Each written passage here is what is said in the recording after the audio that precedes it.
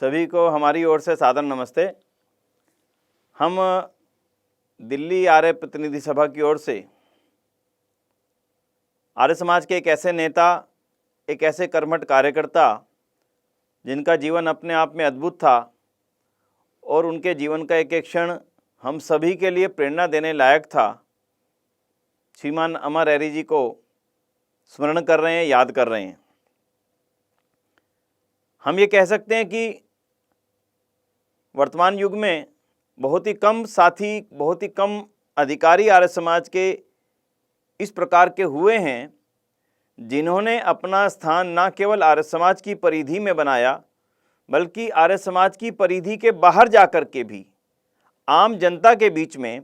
जिनका सीधे तौर पे आर्य समाज के साथ संबंध नहीं था, उनके बीच में भी जाकर के आर्य समाज की वो छवि प्रस्तुत की और उस छवि का निर्माण किया, जिसका परिणाम मैं अपने आप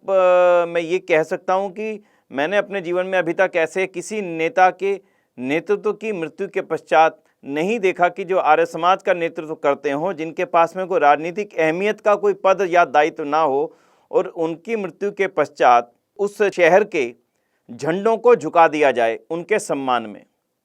और वहाँ के मेयर ने जो शब्द बोला था वह मेरी कान में आज भी गूंजते हैं कि जो हम उनके सम्मान में आज झंडा झुका रहे हैं, यह कोई उनको दिए जाने वाला बड़ा सम्मान नहीं है। आप अमर एरी जी के जीवन के विषय में ज़्यादा जानते ही हैं, किस प्रकार के संघर्ष का जीवन उनका भारत में रहा और उसके पश्चात कनाडा में जाकर के उन्होंने एक ऐसे आर्य समाज का निर्माण किया जिस आर्य समाज को हम गर्व से कहते हैं कि दुनिया की सबसे सुंदर आर्य समाज मंदिरों में से एक, जिसकी परिकल्पना उन्होंने की थी। जो भी कोई टोरंटो आर्य समाज जाता था, जब मैं स्वयं वहाँ पर गया, मुझे उन्होंने एक एक पहलू बताया कि इस भवन के निर्माण में क्या क्या पहलू विचार करके इसका निर्माण किया गया। इतना सुंदर भव्य हॉल, चाहे वो कोई भी क्षेत्र लें, स्थान लें उस आर्य समाज मंदिर का, टोरंटो का, तो मैं समझता हूँ उनकी एक सूझ का परिचायक है। अगर मैं उनको कार्यकर्ता कहूँ तो क्या वे वो अधिकारी नहीं थे? वो अधिकारी थे, कार्यकर्ता थे, एक वानप्रस्थी भी थे। वानप्रस्थी का जीवन उन्होंने जिया। वानप्रस्थी मतलब परिवार के बाद केवल आर्य समाज के कार्यों को आगे करना। और अगर मैं उनके अंतिम जीवन के क्षणों को याद करता हुआ तो कह सकता हूं कि वो एक सन्यासी थे। सन्यासी का मतलब सब कुछ छोड़ करके केवल मानव जाति के उत्थान के बारे में सोचना कि मैं इस देश के लिए, मैं इस कनाडा देश के लिए, मैं मानव जाति के लिए और आर्य समाज के माध्यम से कैसे ज़्यादा से ज़्यादा कार्य करके अपने जीवन को सार्थक कर सकता हूं। और हम सब साथी आज उनको स्मरण करते हैं और कामना ये करते हैं कि उनके जीवन के अंदर जो गुण थे वह दुनिया भर के रहने वाले आर्य समाज के कार्यकर्ताओं में और अधिकारियों के अंदर वो पैदा हो सकें। और श्री अमर एरी जी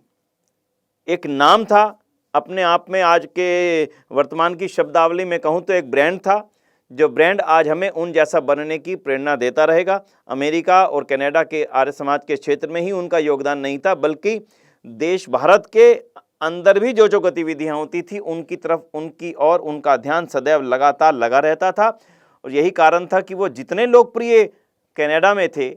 उतने ही लोकप्रिय अमेरिका में थे और शायद उससे कम लोकप्रिय वो भारत में भी नहीं थे। तो उनकी लोकप्रियता आगे निरंतर हम लोग उनके उन कार्यों को और उनके नाम को निरंतर आगे बढ़ाए रखने के लिए नीरा जी ने जो और पूरे आर्य समाज टोरंटो के अधिकारियों ने जो एक निर्णय किया है कि उनकी नाम की स्मृति को बनाए रखेंगे, हम सब उसके सदैव साथ रहेंगे। हमारे योग्य कोई भी सेवा होगी, कोई भी कार्य होगा, निश्चित रूप से हम सब लोग मिलकर के करने पर तत्पर रहेंगे। इन्हीं शब्दों के साथ पुनः हम उनको एक आर्य समाज के एक योग्य महर्षि दयानंद सरस्वती जी के एक